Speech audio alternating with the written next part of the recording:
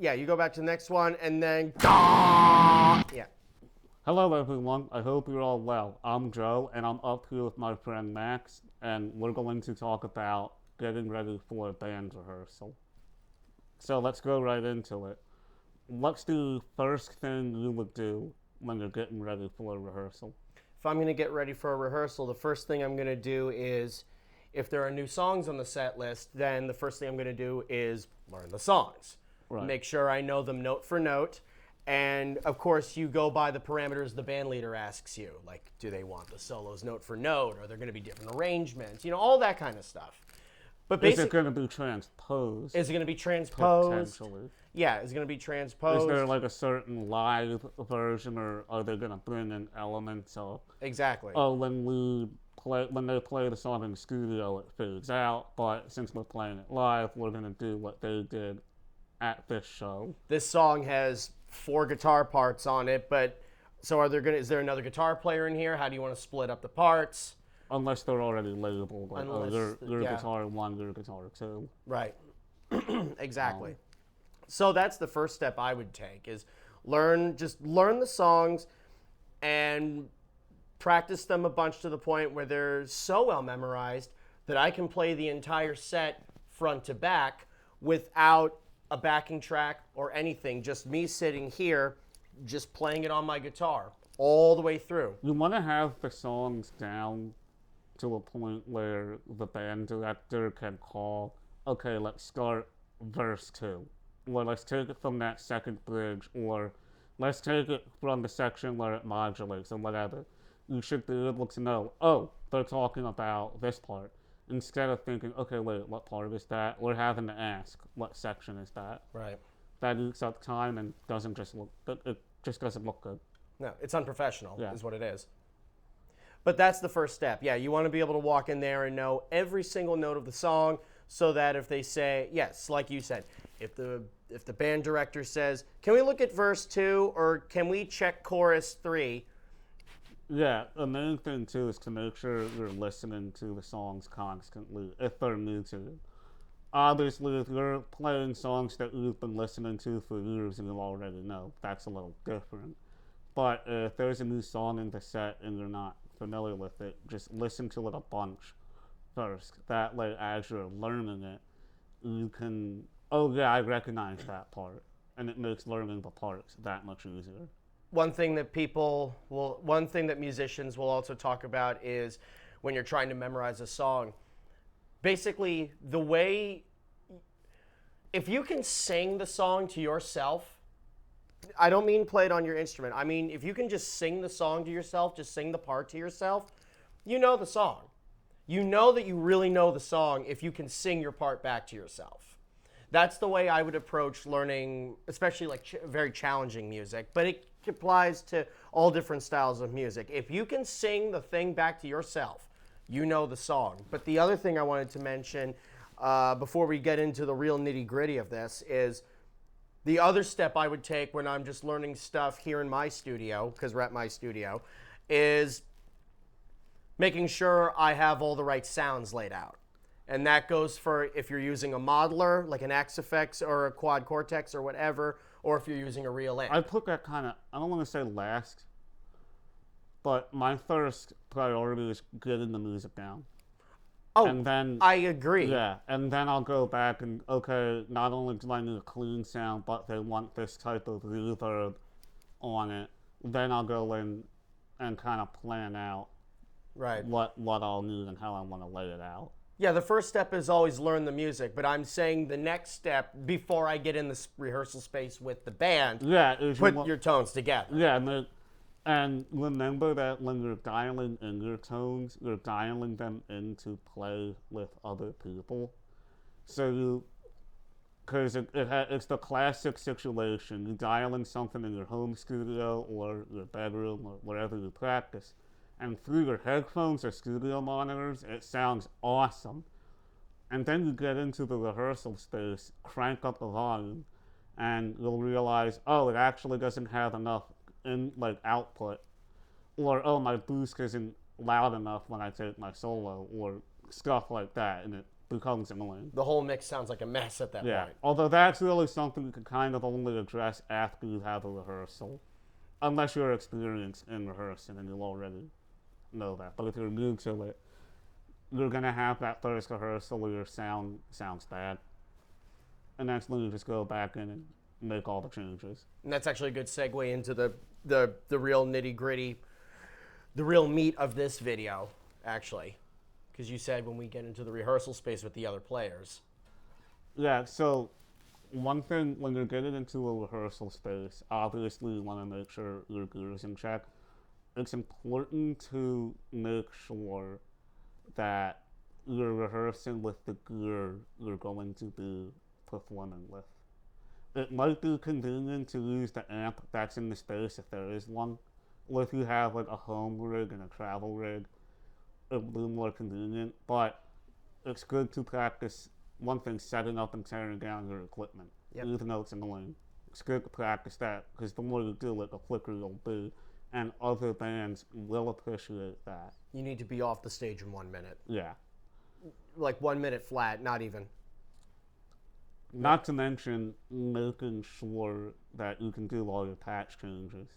Because even if you're using something like an Axe Effects like we both use, sure, it's only hitting one button, but believe me, I fucked up lines many times because I had to make a patch change right after a part and I didn't practice it as much as I should have. And it really is choreography at the end of the day. Yeah. Even if it's literally just going from a clean to a crunch tone. You have to know when to hit that button and where it is. And you almost have to like prep yourself. At least with my crappy balance, I do. But it is like when for certain songs where I have to make several patch changes in a row, I always remember like, okay, I start lead, crunch, clean within like 10 measures. Right. And that's something you do with the practice because it's amazing how much that'll mess you up.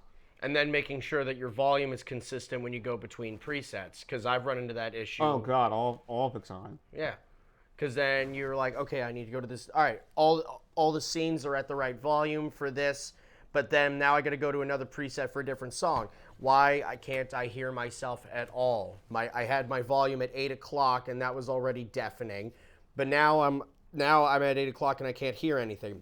So you crank it all the way to 4 o'clock, and now you've got a good volume for that preset. And then you go to the next You go one. back to the next one. And then it hurts. And then, yeah, you go back to the next one, and then, yeah.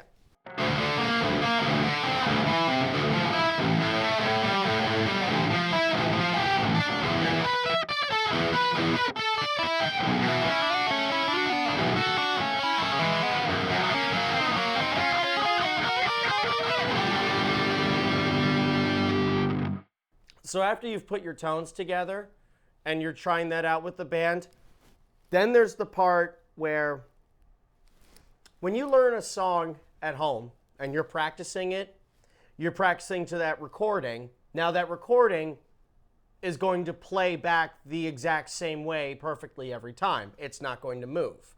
Yeah, the recording's always going to be consistent. So if you're learning an older song and there's a timing issue in verse 2, it's always going to be there.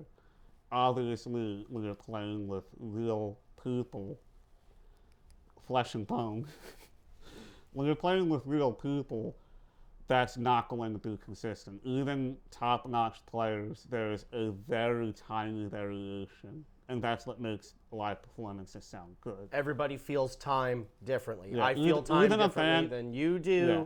Even a band like Tesseract and the Sugar that are known for being insanely tight and precise, I can guarantee you all of them feel time a little different. They just spent so much time, 40 years. yeah, playing together that they've all figured out how to work together and come together and make that. Exactly. And the thing, too, is one thing that can happen is, well, one thing that will happen is, depending on what the style of music is you're playing, when you play a song with the band for the first time, and let's skip the first like warm-up run through. When you go into actually run a song with a band, and you find that all of a sudden your parts are not meshing with the rest of the band, even though when you were rehearsing it at home, the parts were meshing perfectly with the recording. That is also because, A, you learned how the timing is with the recording. Now you need to learn how the timing is with another human being.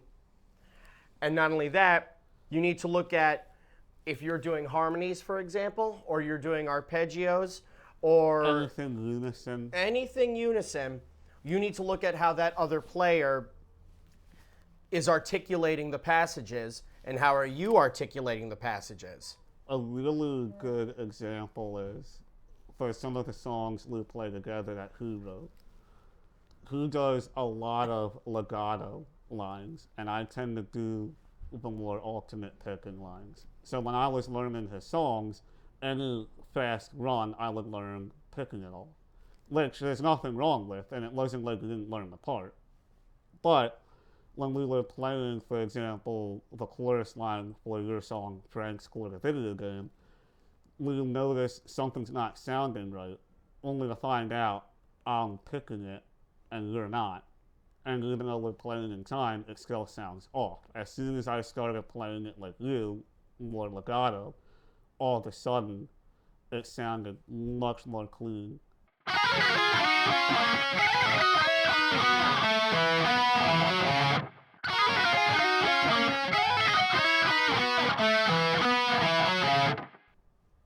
So it might not be a timing issue. It might be someone sliding into a note, you're not. Both of you can slide into a note. Maybe someone's having a little extra string noise and that's all it is. Yep. You know, maybe you're just, when you're doing your hammer-ons, maybe you're not articulating them as cleanly. Right. So you need to focus on your left hand. Yes. These are all things that you might not notice necessarily until you get in that studio and start running songs with other people. This is stuff people don't even really talk about. We didn't really encounter this until we started gigging regularly and we're running these songs. Yeah, because we would sit here, and this kind of ties into the other thing, which is sectionals. Yes. Obviously, the point of rehearsal is for everyone to play as a unit. However, if you have, again, like unison lines, harmonies, arpeggios, tapping lines, anything difficult that's going to that causes concern,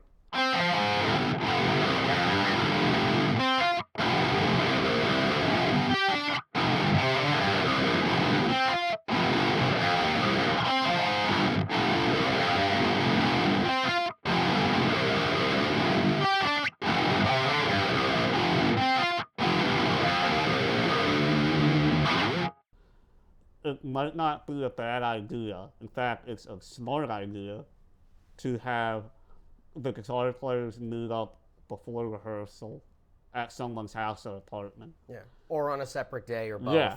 You guys sit, and the two of you sit down. If there's a keyboard player, have them come if they can. You guys sit down. Okay, this section of this song is messy. Let's work on that. Run over it slowly with a metronome, all that good stuff. On loop for like 15 minutes without stopping. And then, unless you see there's a real problem and then you address it, but yeah. The other advantage that gives is when you're at a high, band level volume, and we're talking in context of rock band, metal band, sometimes it can be hard to hear those finer details because it's loud, you're in a small space.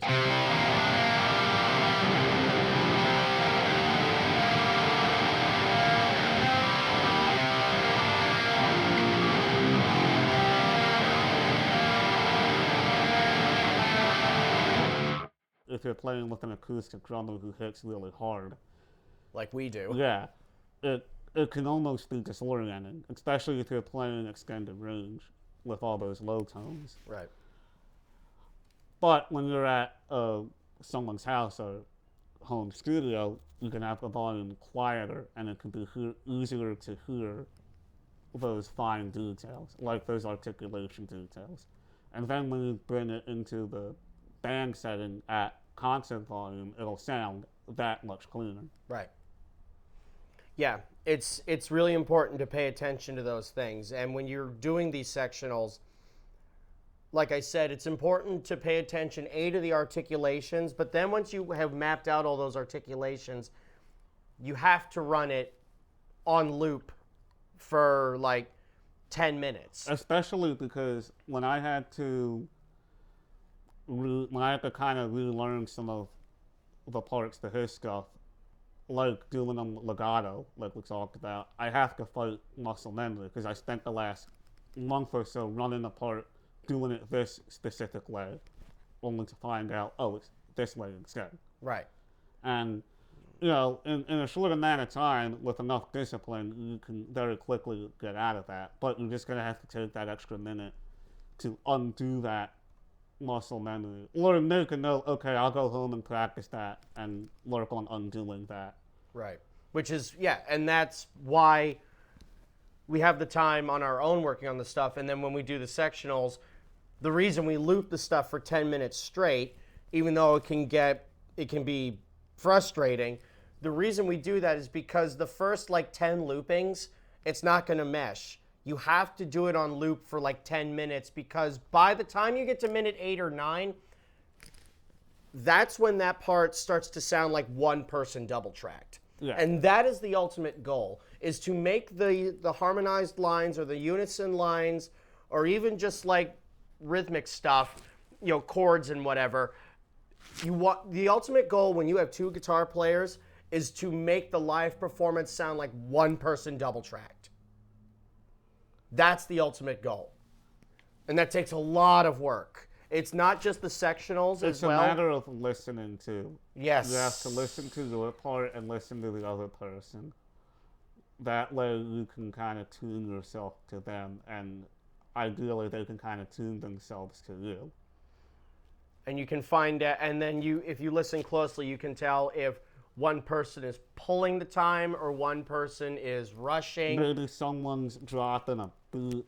Exactly. Especially if you're doing any like modern progressive stuff where there's a lot of repetitious patterns that are going over the bar line. It is extremely easy to drop a beat. do a burst or her to slightly too long. And then you're off by like a 30-second note. So you're almost out there, and then it sounds like there's slap back. Yeah, you'd think a 30-second note, who's going to hear? Yes, you can hear it. Oh, for classic rock or dad rock, you're not going to notice that. That doesn't matter Yeah. in that case. But for anything, you know, with unison lines, and even then, back in the day, there were bands that were playing insanely tight unison lines. Yes. So there's really no excuse. No.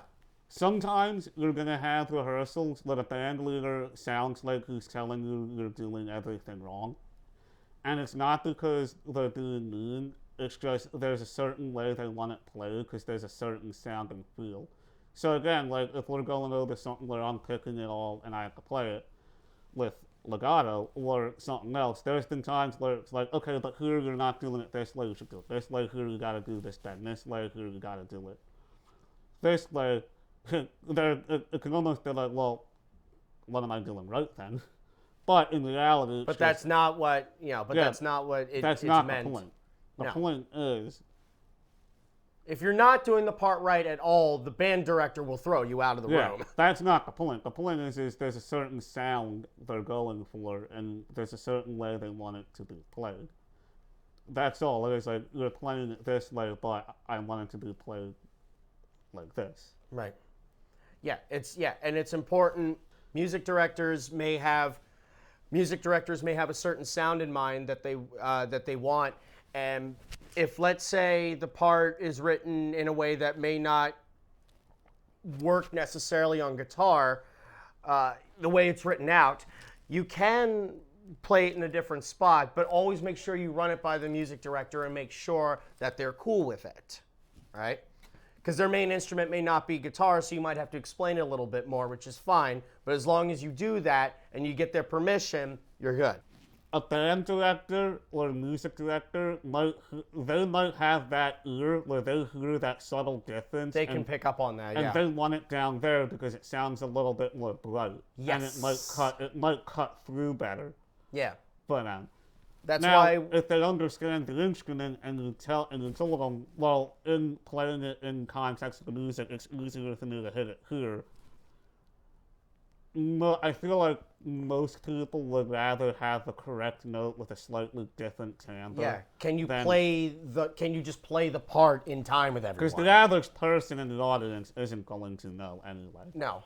But still, the point of all this rambling is that's the only time it's okay to really change a part, is if it's, or if your part was written by a non-guitar player or someone that doesn't play your instrument. I did this in high school, where I wrote a trumpet part. Yeah. And my teacher looked at it and he was like, and he played trumpet, and he looked at it and he was like, you wrote that high C, we can't physically hit that. You're like, what? I can right here. Yeah, I hit the octave switch on the MIDI keyboard, and I'm like, yeah. Yeah.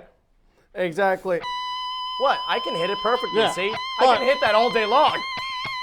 I can hit it in overtones. Exactly. I can do harmonics. But a trumpet player or a sax player hitting some of those notes, they really can't unless they do a certain prep for it. Right. So that would be the only time where it's like, hey, dude, this part you wrote for me doesn't make sense. Like, I physically can't play it. I need 8 fingers. I guess really the last thing we'll close with, Yeah. there's a big difference between running your songs and then running your actual set. Big difference. So your POV, you're in rehearsal, and you're going down your set list, you're running each song, they're all sounding tight, everyone's happy, gigs coming up, you feel like you got this. Great. You're See not- you guys at the show. Yeah, you're not done. Nope. Because this is a part that people overlook. Transitions. Does the set order make sense? That's the easy part. Heavy, lighter song, Yeah. whatever. But It's a whole art form. you have to factor in, okay, this song's in this tuning, this song, I need this guitar. This is a 7-string song, and then this next song's a 6-string song. Yeah. Do you bring 2 guitars and factor in a guitar change? Do you do what I like to do and just bring 1 guitar and play everything on that and just tune a string down if you have to? Or are you going to use a drop pedal or some kind of pitch shifter to accomplish that? You got to factor that in. You got to factor in, okay, so between these songs, the guitar players have to make a change, or the bass player has to change tunings, or whatever. Do you have a drum solo while that's happening? Do you have a front man who banters with the crowd? And if that's the case, write out your banter. You are not going to go up there and improv comedy with the greatest show ever. Even if you're really practiced, oftentimes you'll be like, I'm going to go up and say this. You get up there and... Or if your front man just has that personality where he can just riff and go with it, then I think that's an argument for you can just go off the cuff there. But if you're going to be like, if you're going to go into it and go, in between transitions, I'll just interact with the crowd, and you leave it there, you're going to be in for a big surprise, because you're going to sound awkward. Did you hear about the goldfish who went bankrupt? Now he's a bronze fish. Yeah, like, it might seem silly, but you have to write out, hello, so-and-so lounge, or hello, this venue, or hello. You have to write all that out. And even if you don't follow it exact, at least having bullet points on stage will make a big difference. And after a while, yeah, you'll be able to just go up and riff off the crowd. But especially in the beginning, it's a lot better to just write out what you're going to say. Or plan some sort of transition, whether that's just a big hold with feedback while the guitar player throws on another guitar. Or we'll do this where I'll take a keyboard solo. But if I'm going to do that, since we don't like silence in our shows, I have to prepare and figure out when am I going to move behind the keyboard. And then I go to the front to get the audience's attention. And then that way I can be ready for when we hit the last note of that song. I can immediately hit a note, grab the sustain pedal, let it ring while I take my guitar off. Yeah. And then go into noodling. And even then, my solo, I kind of plan that out and practice it at home a little bit. So that way I know what I'm going to do. Even if it is just noodling an F, I can at least give them something that has some sort of motion to it.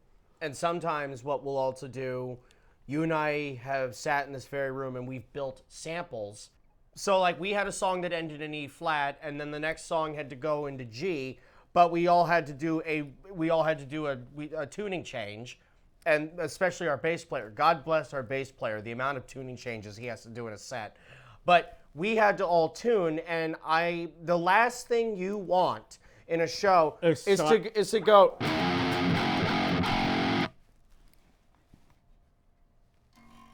With nothing. Silence is deafening unless you have tinnitus, Yes. and then you don't hear silence. But So we built transitions. Yeah. He sat on the keyboard and played, came up with a cool sound. And I said, all right, we need to go from E flat to G minor. Can you find your way around? Can you find your way from E flat around to G in a cool way and make that last a minute? Because that gives us time to tune or swap or whatever. now our goal is to be done all that before the minute's up. Yes. You might not think 30 seconds to do tune isn't bad, It's an eternity. but in showtime, when it's an eternity, because you're doing nothing from the crowd's perspective. You're doing nothing when you're making your set. That's something you factor in as well, is how much time the transitions eat up. Because 30 seconds to change guitars doesn't sound like a lot, but doing that during an 8-song set where you have to do that a couple times, that adds up to a minute, 2 minutes. And if you have a 45-minute set and your song playlist, your set list adds up to 45 minutes in iTunes or Spotify, that's a problem, because you're going to actually go 47, 48 minutes, and you're going to eat into the other band's setup time and run time, and that's not good. So if you have 45 minutes of set time, your actual set list should be 40 minutes, or even a little less, like 38 minutes. Yeah. That way you Maybe have, 41, 42, but that's pushing it. yeah. That way you have a 5-minute buffer. That way, say you get carried away on a jam section in a song, and the solo section goes on a little longer because the band was really feeling it. Not a big deal, because you have that buffer. Say during a transition there's a quick little technical issue that happens. Not a big deal. You have that buffer. Say you really kill it and they want an encore, you have that buffer. But if you're going to do an encore, make sure you look at the front of house guys, Yes. or the stage, whoever's running it. If they give you the thumbs up, then go ahead, because you're doing such a good job, they don't mind you potentially going over. If you see this, Oh yeah, if you see them doing this, stop and get off. And if you're running direct like we do, it doesn't matter, because they can just walk over and just hit a button and turn you off. and in that case, if the crowd is screaming for more and the sound guy gives you this, you've actually left them wanting more, which is what you want to do. I mean, that's pretty much it. These are the things that I feel like aren't talked about enough, because they're not glamorous. No. If your preparation's a disaster, how well you play isn't going to matter. I mean, we've seen it where people show up and they don't have anything organized, and it's like an unboxing video. We actually did witness that at a gig. I Yeah. won't say who it They was. will be but anonymous, but it was a Sweetwater unboxing video, and then the performance we're was a not disaster. joking, by the way, That's why I wanted to make this video, because of that show. not just because of that bad show, but we've seen it time and time again of bands that are good bands, but whether it's one member not being prepared or whatever, we've seen dumb shit just delay shows. And then the worst is the crowd starts leaving because the band was sticking around trying to unbox everything. And then you play to an even emptier room, and it's soul crushing. Yeah. Because you have to play because that's what you said you were gonna do. The worst part is when, sometimes you'll see bands who have fantastic songs and the songs are so well rehearsed and you're just, oh, this is awesome. But then there's awkward silence for like 20 seconds in between each song. It's like you're like, I love this band, but I just wish they would do something with that awkward silence. The show stopped. It's literally like stop, start, stop, start, stop, start. But every time it starts, it's great. So you don't want to write everything off immediately. You know what I mean? Yeah. Yeah. So it's tricky stuff like that. So please make your shows entertaining. All right, how do we want to wrap this up? Wrap it up the usual way. I hope everyone found this video helpful. This is definitely a different format than usual. Let me know what you think about having other people on my videos as well. I would love to do more collaborative stuff like that. It's a lot of fun. This was fun. I enjoyed this. Thanks for having me in it. Oh yeah, I'll be sure to put all the links to his social medias in the description. Go follow him on Instagram, YouTube, that sort of thing. Subscribe to my website, my newsletter. Yep, I'll put all that in the description. And thank you for watching, and I will see you guys next time.